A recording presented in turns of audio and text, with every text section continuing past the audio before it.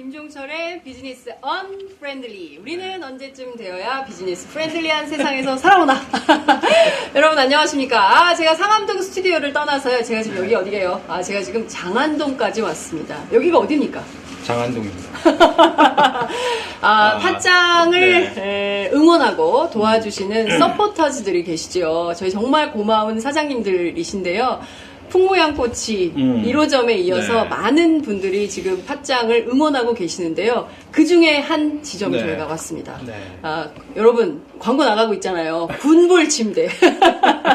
오늘은 저희가 정말 죄송했어요. 정말 팥장을 이렇게 후원해주고 계신데 저희가 한 번도 찾아뵙지 못했는데 네. 오늘은 이 현장에서 직접 그러니까요.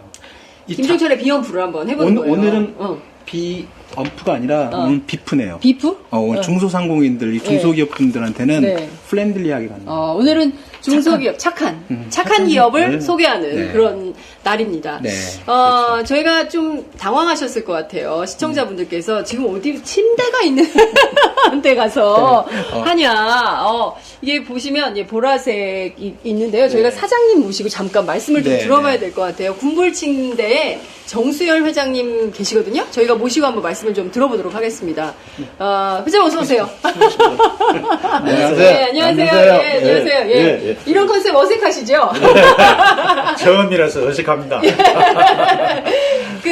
저희 이 방송은 지금 현재 아프리카 TV, 유튜브, 유스트림, 그리고 오마이 TV에 생중계가 되고 있는데요. 무려 120개국에 지금 생중계가 되고 있습니다. 아이고, 대단하시네요. 예. 아이고. 지금 핸드폰 갖고 계십니까? 빼놨습니다. 빼놓으셨죠? 예. 저는 핸드폰을 갖고 있습니다. 지금 이렇게 보면 저한테 막 실시간으로 메시지가 들어오는데요. 예. 자, 오마이뉴스 사이트에 들어가면은 지금 이 생방송 중이라고 나오지 않습니까? 예. 자, 그러면 지금 진행되고 있는 또 회장님의 모습을 좀 시차가 있어요. 네. 시차가 있어서 지금 이렇게 아이고, 전국적으로 나오네. 나오고 있죠. 예.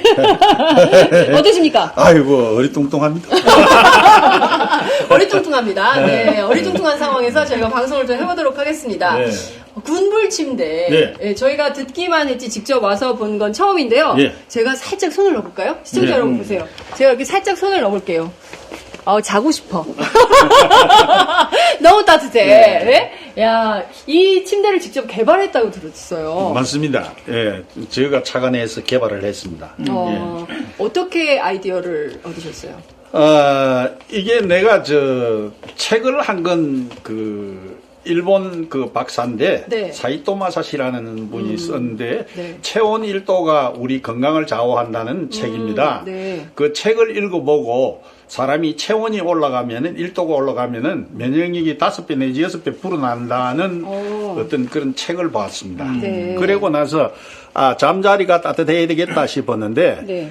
주로 우리가 잠자리를 따뜻하게 하는 거는, 전기 제품입니다. 네. 전선을 밑에 깔아놓고 그 위에 전기장판 위에 우려 누워 자는데 네, 네. 저 전자파라는 이로 말할 수가 없고 우리 집 사람 같은 사람은 전자파 위에 누워 자고 나면 아침에 일어나면 벽을 짚고 한 5분 내지 10분 이렇게 멈췄다가 걸음을 네. 걷습니다.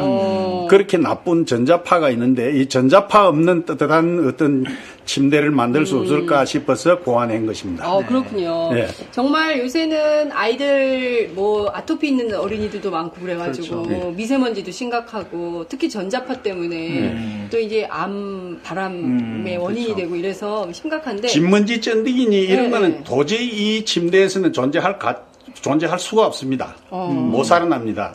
예, 열이 있기 때문에. 이게 원리가 예. 군불이라는 말씀을 쓰셨잖아요. 예. 군불이 우리 시골에 가시면 어르신들이 거기 군불 뗀다고 할 때 그 군불 맞죠? 그것이 맞습니다. 네. 그걸 내가 나이가 좀 많은데 옛날 우리 어릴 적에는 모두 군불을 떼고 살았습니다. 그렇죠. 예, 예. 네. 그래서 직접 이 침대 이름도 거기서 이제 따와주고 있는 그렇습니다. 군불 침대. 군불로, 군불로 군불 침대로 침대. 상표 등록을 아니 했습니다. 그러니까 제가 듣기로는 그 장수 마을에 가서 예. 경남 산청이라는 곳이 있는데, 네네. 101세, 104세 부부가 살고 있었습니다. 네. 그 어느, 취재진들이 찾아가서 취재를 하는데 보니까, 그분들의 일상생활이 다른 사람과 다를 바가 전혀 없었습니다. 없는데 단 한 가지 다른 것은, 여름인데 한참 더울 삼복더위인데도 부엌에 군부를 지피고 있었습니다. 어. 그 왜 군부를 지피냐고 물으니까 군부를 안 지피면 아무리 여름이라도 우리는 못 잔다. 이런 이야기를 했습니다. 그 할머니가. 네. 그래서 365일 따끈따끈하게 군부를 지피고 잔다는 그게 착안을 했고 네. 또 요즘 찜질방이 너무 잘 되지 않습니까? 네, 네. 찜질방이 몸이 찝찝하면 가서 몸 풀고 오는 데가 찜질방입니다. 네, 네. 그래서 항상 우리는 체온을 따뜻하게 해줌으로 인해서 우리 몸에 60조라는 세포가 원활히 분화되는 걸로 알고 있습니다. 네. 그래서 몸이 가볍고 좋은데 이거는 뭐 전자파가 없고 네. 전혀 뭐 진먼지 찐득이니 뭐 기타 세균들이 번식할 수가 없습니다. 네. 이게 아까 좀 먼저 와가지고 잠깐 이렇게 뵀는데요. 네, 네. 이 제품이 여기 보니까 전자파가 없는 게 이게 히팅을 한다는 거잖아요. 그렇습니다. 바람. 그 바람 뜨신 바람이 들어가는 네. 겁니다. 예. 따뜻한 바람을 이 예. 매트리스에 이렇게 네, 순환시켜서 꽉 차게 됩니다. 네, 예. 그렇다고 하던데요. 예. 아, 이 총선에도 좀 바람이 불어야 되는데. 그러니까요. 사실 그 팟캐스트 이런 거 잘 모르신다고 들었어요. 그리고 네. 아버님께서는 반대하셨다고 회장님께서 처음에 근데 네. 막내 아드님께서 네. 팟짱에 광고를 해야 된다. 나는 저희가- 뭐 팥장이라는 네. 게 뭐 그런 곳이 있는지도 몰랐고, 네. 뭐 저희들은 뭐 인터넷하고는 조금 거리가 있으니까 네. 나이가 네. 있으니까 예. 전혀 뭐 모르고 있었는데 네. 또 이런 곳이 있다는 게 좀 새삼스럽습니다. 그래서 저희도 이번에 처음 이렇게 알았지만 이런 소치 제품 처음 알았습니다. 저도 처음 알았는데 이 중소기업들 보면 우리나라 중소기업들이나 이런 좋은 제품을 만들어 놓고도 제대로 어떤 그 많은 그 소비자들한테 제대로 알려줄 수 있는 기회가 좀 적어요. 그리고 또 이런 침대 쪽도 대기업들이 많이 시장을 꽉 잡고 있기 때문에 그래요. 중소기업들이 되게 들어가기 쉽지가 않습니다. 그 판로를 개척하기가. 그럼 어떻게 회장님 어떻게? 아이고, 아이고. 전라도 전주에 어느 한의원이 이걸 하나 구입했습니다. 네. 어떤 경로로 했는지 모르지만 구입을 해가지고 사용을 해보니 너무 좋으니까 네. 우리 생산업체에다가 전화가 왔습니다. 회장님 이렇게 좋은 제품이 와 텔레비 안 나옵니까? 하고 도리어 네. 그런 추궁을 하는데 네. 그래서 지금 현재 이 제품이 큰 대기업에서 만약에 이 출시를 했다면은 지금 이 남아 있겠습니까? 그냥 돌 새거 났겠죠. 네. 그런데 지금 이거 중소 소기업들은 이 제품에 대한 인지도 네. 그렇죠. 이것이 참 힘듭니다. 네. 그리고 기업이 이름이 없는 기업이다 보니까 네. 나중에 샀다가 나중에 나중에 뭐 어떻게 될까 하는 염려 때문에 네. 전부 망설이고 있습니다. 그래서 우리들은 막 언제라도 쓰다가 불편한 게 있으면은 반품해도 좋다고 네. 장담을 하고 있습니다. 언제든지 반품하셔도 아, 좋습니다. 네. 뭐 회장님 문제가 말씀을 듣고요. 지금 실시간으로 전 세계에서 막 댓글이 들어오고 있습니다. 저희가 이렇게 소통하는 방송인데요. 네. 제가 소개를 해드릴게요. 네. 저기서 자고 싶어요. 사장님 포스. 대단합니다. 뭐 이런 거. 아니, 이제 현장 업체에서 방송도 하십니까? 저희가 다 합니다. 네, 저희 팟짱 서포터즈와 함께 하시면 저희가 전국 어디나 해외도 갑니다. 예. 어제는 팟짱에서 온 전화인데 네. 캐나다에 있는 손님인가 봐요. 네, 네. 캐나다에 이 미끼를 가져가면 싶은데 어떤 방법으로 가져가면 되느냐 그게 일간 일이 한번 들리더라. 네. 들려서 인원을 내서 보내는 방법을 찾아보자고 이야기한 사실도 있습니다. 네, 그렇군요. 예. 팟짱 웃긴다. 나 어제 야근했는데 여기서 자고 싶다. 사장님 고생 많으십니다. 네. 예. 참 이 소비자들이요. 좋은 상품을 만날 수 있는 기회가 많아야 됩니다. 특히 그렇습니다. 한국은 너무 재벌, 네. 대기업 중심이에요. 그래서 중소상공인들이 어디 명함을 내밀 데가 없는데 네. 그래도 이런 언론을 통해서 전 세계 120개국 괜찮지 않습니까? 감사합니다. 도저히 언론사하고는 접근할 수 없는 게 우리 중소소기업입니다. 네. 또 인정도 안 해줄 뿐더러 그랬는데 이렇게 와서 이렇게 지금 알려주니까 네. 너무 감사하고 뭐 몸도 바를 모르겠습니다. 이거를 감사합니다. 이 제품을 전부 다 특허와 신한 특허 다 내셨어요. 예. 특허까지. 특허, 발명 특허가 있고, 처음에. 네. 둘째, 이제 우리가 이제, 구조적으로 네. 만드는 어떤 뭐 기계집이라든지, 또 내가 밑도에 지금 누구 자고 있다, 그는 리모컨에 지금 다 그 수치가 나옵니다. 네. 지금 현재 그 자- 온도 뭐 예, 이런 거. 예. 현재 온도 내 밑도에 누부가 있다. 그러니까 다 나오는 이거 네. 다 저 실용신안 특허를 다 덕했습니다. 그렇군요. 네. 예. 그러니까 이 제품이 사실 쓰시기만 해보세요. 아주 그러니까. 좋아요. 그래서 뭐 장담하건대 뭐 AS 관계나 이런 것도 네. 뭐 1년에는 뭐 이게 아무도 AS 낫다고 뭐 통보가 안 오니까 네, 네, 네. 그래서 최소한도 뭐 2년까지도 우리는 뭐 인정해 줍니다. 그렇군요. 네. 예. 네. 자, 저희가 오늘 군불 침대, 군불 침대 현장에서 여러분들과 만나고 있는데요. 저희가 사장님 말씀 이 정도로 듣고 저희가 오늘 본 방송 김종철의 비염프 진행하도록 하겠습니다. 잠깐 자리를 옮길까요? 예, 네. 아, 너무 열정적으로 말씀을 해주셔가지고 굉장히 뜨거운 광고 현장이 됐어요. 네네. 아, 저희가 지금 군불 침대 현장에서 보내드리고 있습니다. 저희가요, 참, 그래요. 그러니까 재벌 대기업들은 또 한장 같은 대한 언론 매체에 그렇죠. 또 광고를 또 잘 안 하지 않습니까? 근데 이렇게 중소기업들, 또 작은 기업들 저희가 함께 할 수 있는 여지가 생겨서 저는 굉장히 행복해요. 아, 맞습니다. 예. 솔직히 여기 장안동 같은 경우에 여기 종로 옆에 이제 동대문 쪽에 있잖아요. 네네. 그게 보통 중소 여기 업체뿐만 아니라 중소 기업들이 되게 많이 있습니다. 그리고 저희 장안동에 또 자동차 매매단지 큰 어떤 맞아요, 그 맞아요. 유명한 데가 예, 있고요. 예. 여기 중소 기업들이 되게 많은데 요즘에 만만치가 않다고 하더라고요. 경기가 워낙에 좀 침체돼 있고 네. 지금 우리 사장님도 이게 이제 침대긴 하지만 이 금액 자체가 네. 뭐 이게 무슨 단순한 어떤 뭐 매트 그런 수준이 아니기 때문에 네. 물론 제가 무슨 가격은 정확하게 뭐 말씀드리긴 어렵지만 하여튼 이런 그 경기 침체에 특히 이 중소기업들이 타격을 금방 받습니다. 장안동도 그래서 그래요. 다른 업체들 보니까 상대적으로 많이 되게 좀 그 존폐의 위기를 느끼는 그런 아유, 사장님이 진짜. 되게 많다고 하더라고요. 예. 지금 사실 경제가 어렵다. 그래서 박근혜 대통령 경제 활성화를 하겠다라고 하지만 실제로 이런 업체들이 그럼요. 그리고 이런 매장에 직접 소비자들이 찾아와서 보고 제품을 사가고 신뢰할 수 있고 그렇죠. 뭐 이렇게 돼야 되는데 모든 시장이 대기업 위주로 돼 있으니까 네. 중소상공인들이 너무 어려운 그런 상황인 것 같습니다. 그렇죠. 네. 오늘 우리가 주제를 정했잖아요. 오늘은 좀 중소상공인들과 프렌들리한 방송을 네, 해보자. 그렇죠. 이제 준비를 좀 했는데 실제로 지금 자영업자들 또 네. 중소상공인들이 겪는 어려움 이런 건 어떤 게 어느 정도 수준이에요? 그렇지 않아도 어제 네. 그제 소상공인 경제활동 보고서가 나왔어요. 아, 그래요? 그게 이제 잠깐 제가 그걸 인용을 해서 말씀을 드리면 네. 우리나라 이 소상공인들이 하루에 12시간 이상 일을 한다고 합니다. 그런데 12시간이요? 네. 24시간인데. 그렇죠. 이제 24시간 중에. 네. 근데 한 달에 가져가는 돈이 평균 100만 원이 채 안 된다고 하네요.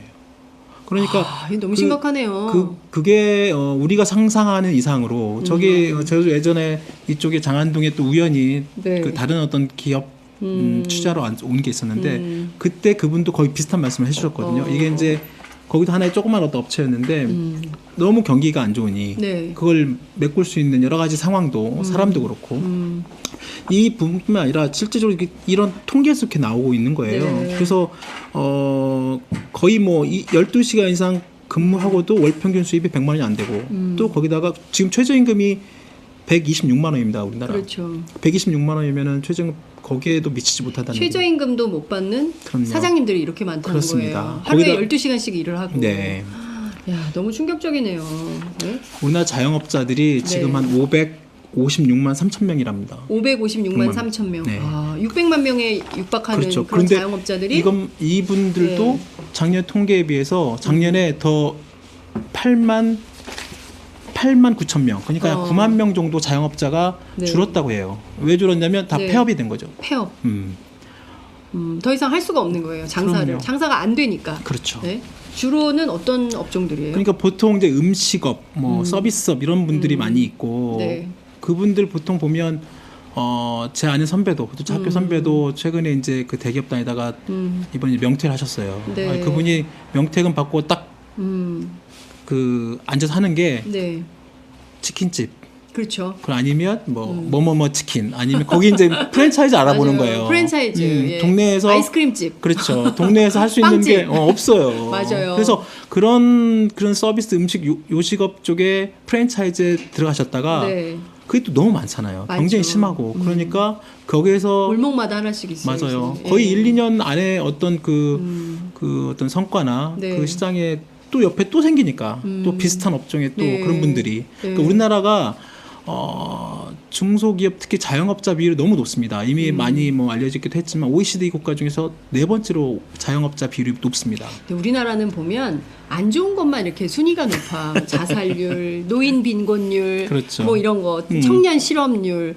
뭐 세계 1위라면서요. 그렇죠. 그러니까 이게 좀 좋은 게 OECD 평균치에서 좀 그 상순위에 있어야 되는데 맨 나쁜 것들만 있으니까 국민들이 참 이게 자부심을 갖기도 어렵다. 그러니까요. 이런 말씀을 드릴 수밖에 없을 것 같아요. 네. 그 총선이 얼마 안 남았어요. 이제 27일 이제 한 달도 안 남은 한 달도 안 상황인데 남았죠. 여야 정치권에서 내놓은 중소상공인, 소상공인들을 위한 네. 정책, 대책 이런 게 어떤 게 좀 그래서 있나요? 제가 오늘 이렇게 방송할 그 소상공인 분들 있어서 네. 오늘 또 여기 오고 그래가지고 자료를 한번 찾아봤어요. 그 네. 중앙선관위 사이트에 들어가시면 우리 그 각 정당들이 내놓은 10대 정책이 있습니다. 10대 정책. 네, 여기 보면 이제 새누리당 거 새누리당의 정책 순위 7번째로 네. 소상공인 대책이 있습니다. 여기 딱 있어요. 소상공인을 응원합니다. 소상공인을 응원합니다. 새누리당. 네, 새누리당 예, 정책 예. 7번째입니다. 10대 네, 정책 네. 중에 10대 정책 중에 7번째. 7번째. 예. 근데 내용이 네. 뭘 응원합니까? 좀 허탈합니다. 허망한 거야? 아니 왜냐하면 진짜? 제가 예. 되게 봤어요. 네. 따져봤는데 이게 7번째로 굉장히 10대 정책 되게 중요한 정책이죠. 그럼요. 중요한 네. 정책이고 솔직히 뭐 좀 나은 정책이 있나 봤는데 요지는 이거예요. 우리가 정부 여당에서 할 수 있는 것은 세금 혜택을 주겠다. 소상공인들 물론 좋죠. 세금 혜택도 주는 거 뭐 아무래도 세금 부분이나 이런 부분들이 좀 클 수 있으니까. 네. 근데 지금 현재 내고 있는 소득세를 50에서 30% 이 정도의 지금 소득세를 줄여주겠다고 이건 검토한다는 건데 네. 우리나라 소상공인들 대부분이 네네.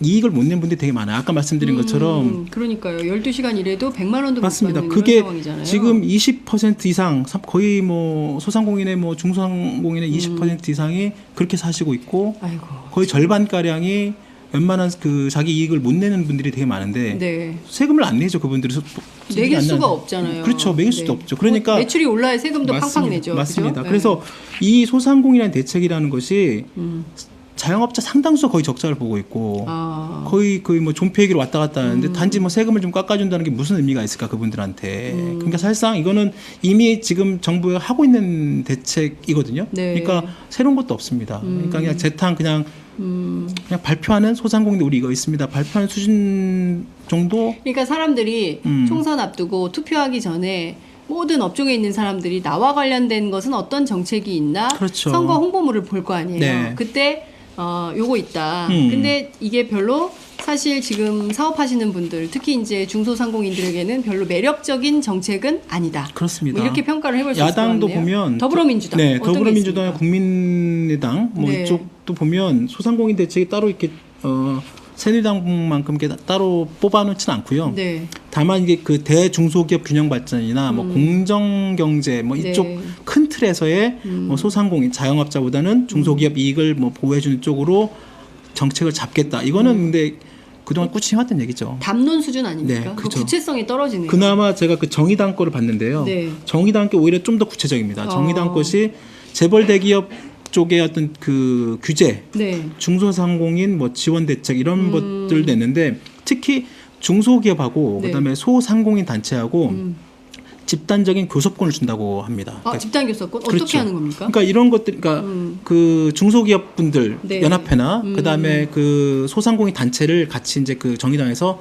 일정 부분 지원을 하겠죠. 그래서 거기에 맞는 사용자 쪽 내지는 사용자겠지만 네. 정부를 상대로 어떤 교섭을 할 수 있는 그러니까 그러니까 목소리를 훨씬 더 낼 수 있는 그런 그 뭐 제도적 장치를 만든다거나 그리고 아까 말씀드린 뭐 프랜차이즈 가맹본부 그렇죠. 있잖아요. 네. 이 가맹본부 풍미가 너무 심각하네요. 맞아요. 예. 그래서 이 프랜차이즈 가맹본부와 가맹점주 사장님들과 이익을 같이 공유할 수 있는 방법.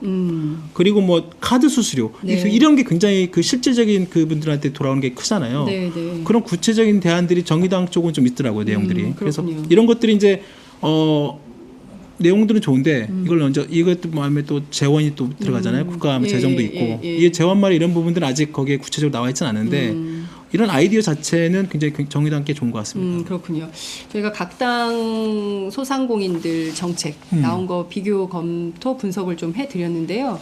이를테면은 정말 이렇게 체감할 수 있는 정책들이 선거 그렇죠. 때는 이렇게 내 손 안에 잡히는 저희가 텔레비전 하고 있지 않습니까? 네. 이런 것처럼 손 안에 잡히는 정말 실감할 수 있는 정책들이 좀 많이 나오는 정책 페스티벌이 돼야 되거든요. 선거는. 그렇죠. 근데 맞습니다. 이번에도 보면 역시 야당도 그냥 담론 수준이고 네. 또 새누리당도 집권 여당이긴 하지만 별로 좀 기존에 했던 거를 그냥 반복하는 수준, 맞습니다. 재탕삼탕하는 수준의 정책밖에 안 나온다. 이래가지고는 유권자들이 표심이 움직이기가 매우 맞습니다. 어렵다. 그나마 맞습니다. 소수 야당인 정의당이 그나마 좀 실효성 있는 논의를 할 수 있는 네, 구체적인 구체적인 논의 내용이 기구를 좀 만드는 이런 네. 거를 했다. 이런 평가를 해볼 수 있겠네요. 그렇습니다. 앞서 말씀드린 대로 지금 총선 한 달이 안 남은 이런 상황인데 공약에도 있나요? 후보들은 좀 어때요? 이게 국회의원을 뽑는 선거니까. 그렇습니다. 예, 예. 기본적으로 이제 이게 어떤 뭐 시장 군수를 뽑는 게 아니고 한 나라의 국가의 정책, 법률 뭐 이런 거 있잖아요. 네. 아무래도 이제 그 각 당의 기본적인 10대 정책에 하에서 각 지역구에 있는 각 후보자들이 거기에 맞는 또 그 공약을 내내고 있죠. 네. 근데 실질적으로 지금 오늘 아침에도 그런 뉴스가 나오고 합니다만 여야 정치권이 아직 후보가 아직 결정 안 된 지역이 되게 많지 않습니까? 그렇죠. 뭐 공천 파열음이 지금 그 한반도를 뒤흔들고 있어요. 그러니까 선거가 27일밖에 안 남았는데 아직도 누가 뛸지 어떤 선수가 올라올지 링 위에 어떤 선수가 올라와서 같이 경쟁을 하고 누가 이길지 아무도 아직 장담을 못 하는데 이분들이 어떤 공약을 내놓을 수 있겠습니까? 지금 내가 여기서 뛸지 안 뛸지도 모르는데 그러니까 되게 좀 안타깝죠. 주권자나 아니면 그 국민 입장에서 보면 도대체 어떤 후보와 어떤 사람한테 그런 내용을 듣고 투표를 해야 되나? 뭐 이미 이것은 뭐 저번에 국회에서 네. 이미 그 선거구 획정 문제 때문에 이미 좀 늦춰진 측면도 분명히 있겠죠. 네. 그럼에도 불구하고 이번에 그 각 정당에서 10대 정책에 내놓은 이 공약들을 보면 네. 아까 말씀하신 것처럼 너무 추상적이거나 담론 수준. 그러니까 왜 이런 정책을 내놓고 국민들한테 어떤 표를 얻으려고 하나라는 생각이 들 정도입니다. 그러니까요. 좀 직접 현장이 답이다라는 얘기가 있지 않습니까? 네, 그래서 팟짱처럼 정치인들도 각 정당의 정책 전문가들도 현장을 다니세요. 군불침들 한번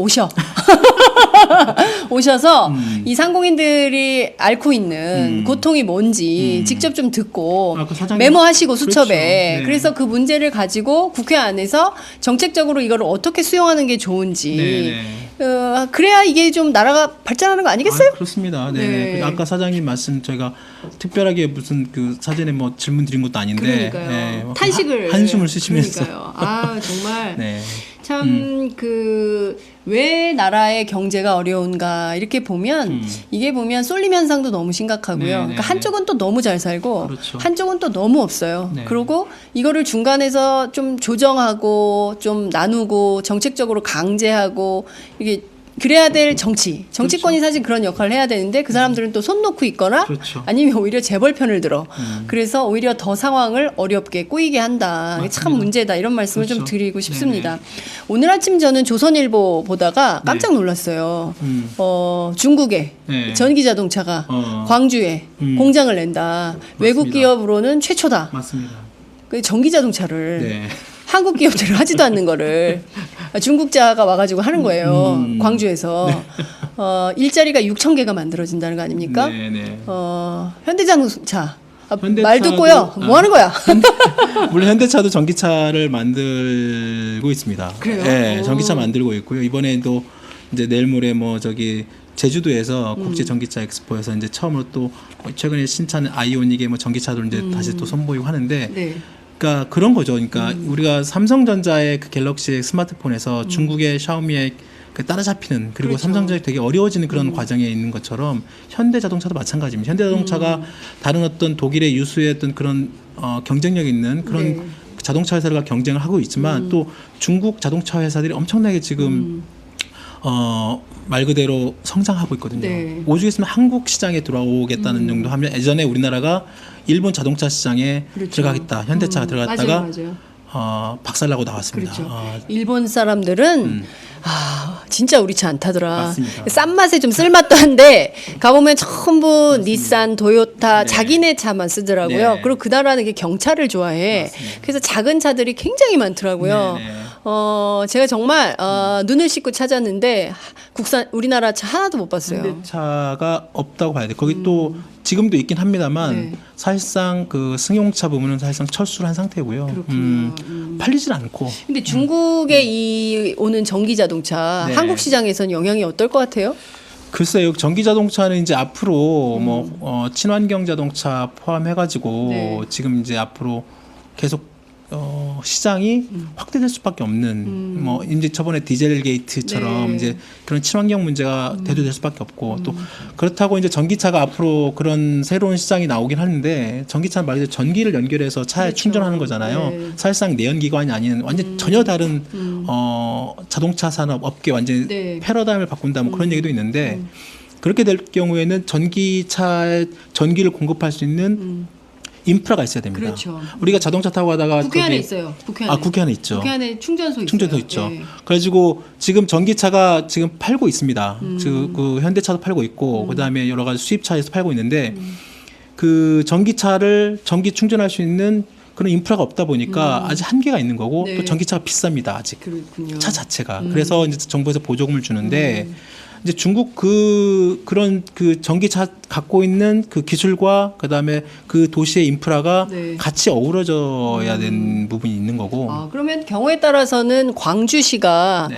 어떤 전기 자동차의 메카 도시가 지금 될 수도 있겠네요. 광주가 지금 창조 혁신 요즘에 각 네, 지역마다 네, 하잖아요. 네, 네. 현대차가 그쪽에 광주에 기아 공장 있습니다. 현대 네, 기아차 네, 기아차 네. 공장이 광주 공장이 있는데 거기가 지금 자동차의 혁신 센터로 해서 친환경 자동차 그쪽으로 그 기술을 그 어떤 그 테마를 네, 만들고 네. 있습니다.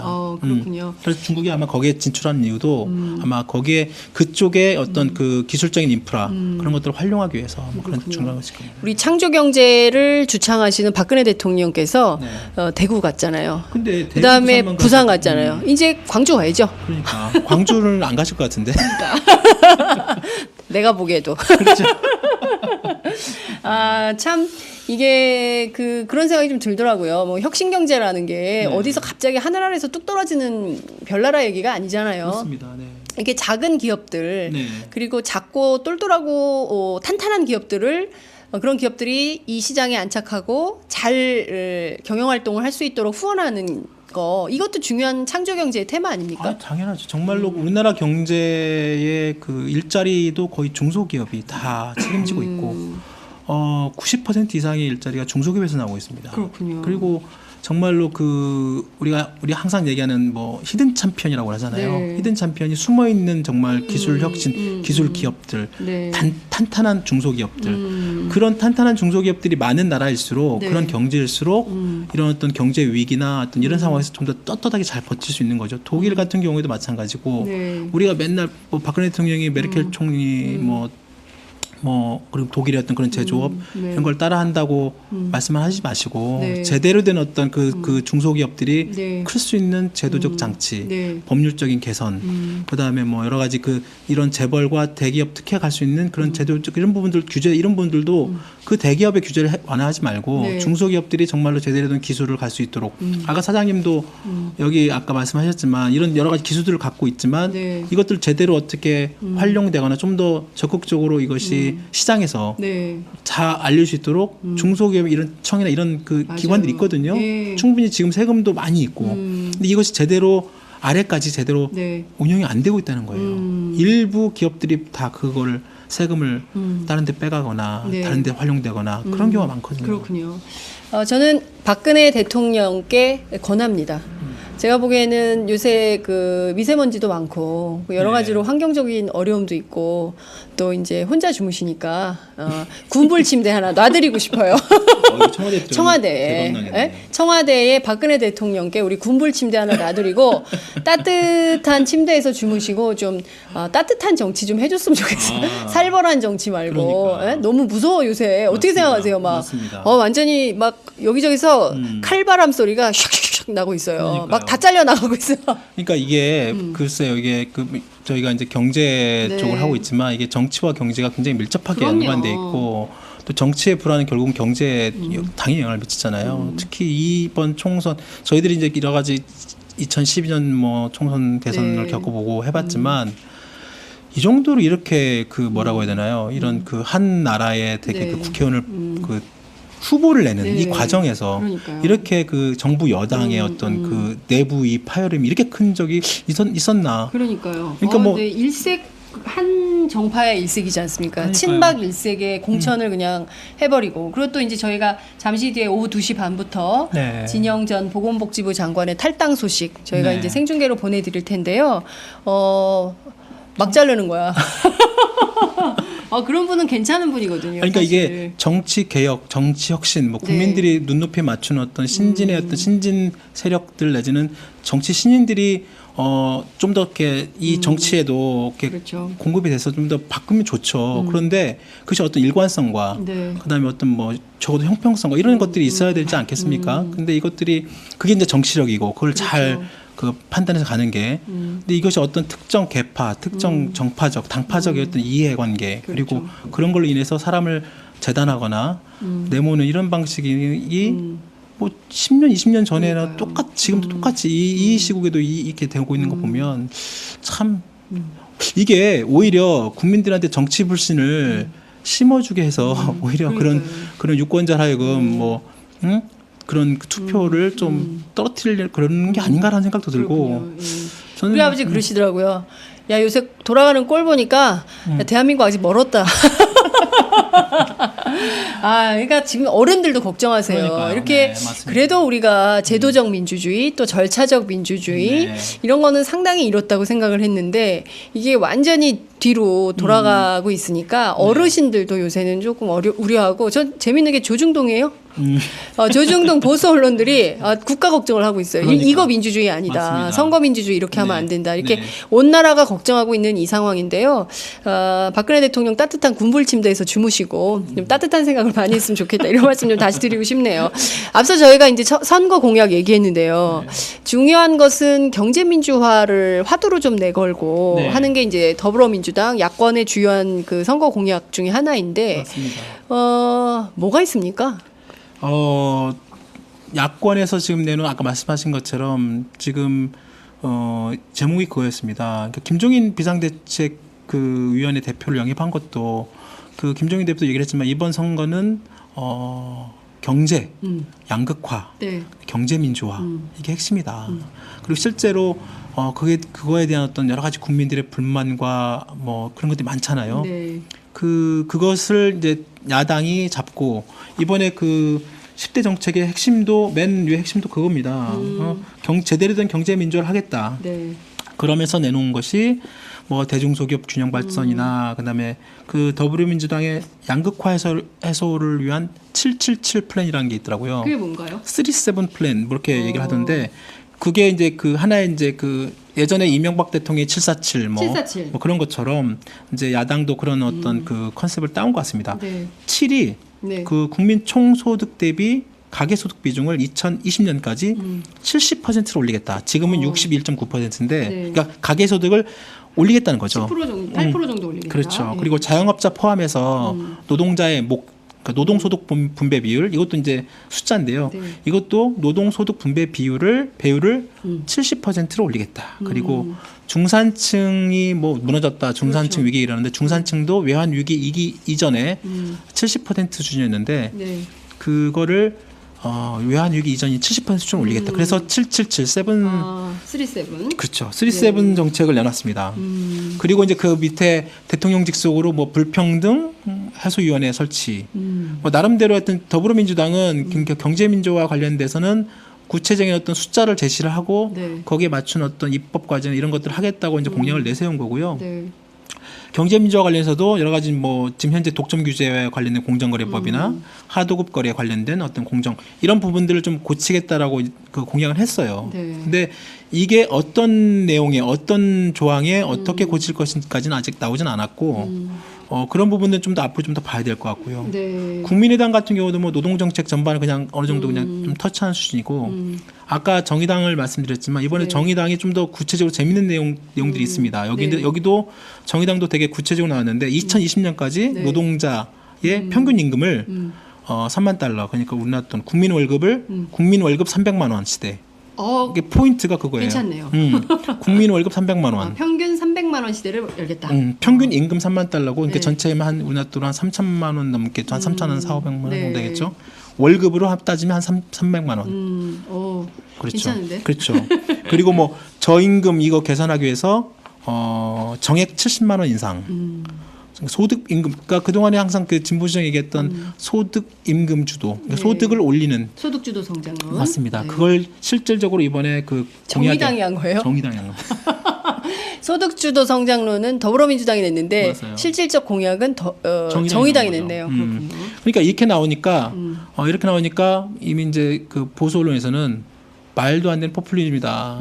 벌써 이제 때리고 나옵니다. 네. 그러니까 이게 말도 안 될지는 좀 더 구체적으로 시뮬레이션이 필요하긴 한데 네. 정의당에서도 이런 어차피 이제 이런 금액들, 이런 수치, 이런 돈이 들어가는 거는 어차피 재정도 그렇죠. 바탕이 돼야 되거든요. 그러니까 네. 따져봐야 됩니다. 물론 따져봐서 해야 되겠지만 기본적인 방향은 말씀하신 것처럼 기본소득이 오르지 않고서는 지금 네. 현재는 내수나 이런 그 경제 성장을 이끌 수 있는 방법이 없습니다. 그러니까 내 주머니에 돈이 있어야 바깥에 나가서 돈을 쓸 수가 있거든요.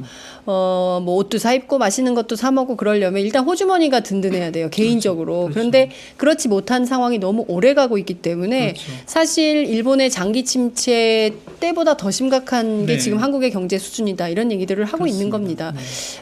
저는 또 한 가지 지적하고 싶은 게 이런 얘기가 나오면 꼭 그 보수 언론들은 포퓰리즘이라는 단어를 제일 먼저 써요. 근데 이게 정말 그런지 안 그런지 따져봐야 되거든요. 토론도 해보고. 근데 그런 과정을 다 생략하고 무조건 이것은 포퓰리즘이다. 뭐 선거 공약용이다. 선거용이다. 이런 비판들을 하는데 그렇지 않고 우리 현명한 유권자들 특히 이 팟짱의 애청자들께서는 다 살펴보시고 우리 또 그 김종철 부장님의 꼼꼼한 설명 아유. 이 설명을 통해서 좀 판단해 보시는 판단력을 드리는 방송이 되겠다 이런 말씀을 좀 드릴 수 있을 것 같습니다. 저희가 오늘 현장에서 해보는 거예요. 네. 어떠세요? 이거 또 스튜디오 전혀 다른 다른 느낌이 있죠. 예. 긴장감도 있고 그렇죠. 근데 재밌네요. 그렇죠.